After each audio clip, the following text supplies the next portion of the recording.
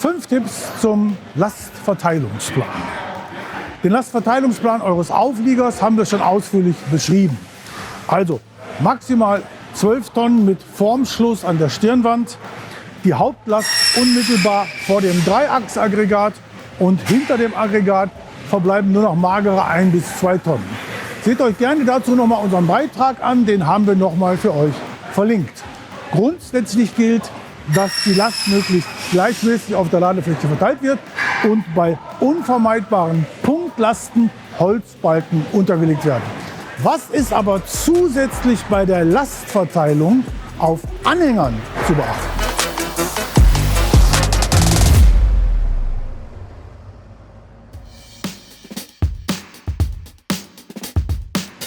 Nun, die Kurve bei deinem Drehschemelanhänger mit 9 Tonnen Achsen ähnelt quasi einem asiatischen Pagodendach mit einem Peak von 15 Tonnen in der Fahrzeugmitte.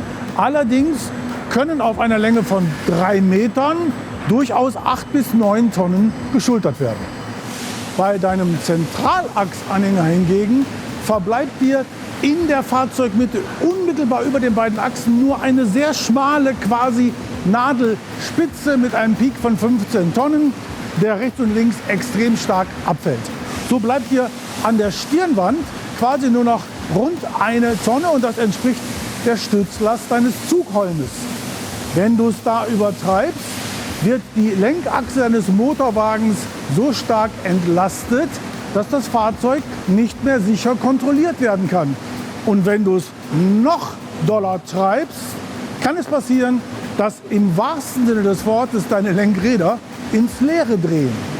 Und die Kurve am Heck deines Zentralachsanhängers geht quasi gegen Null. Und wenn du das missachtest, kriegst du deutlich mehr Druck auf der Lenkachse deines Motorwagens und die Lenkung wird entsprechend schwergängig. Was aber tun, wenn am Heck deines Zentralachsanhängers auch noch ein Mitnahmestapler hängt?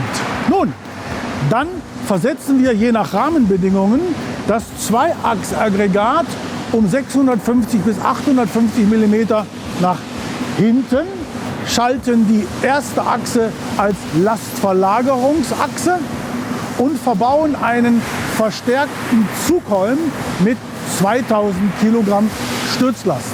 Und wenn dein Zentralachsanhänger dann komplett leer ist, du aber immer noch den Mitnahmestapler an Bord hast, dann wird die Lastverlagerungsachse geliftet.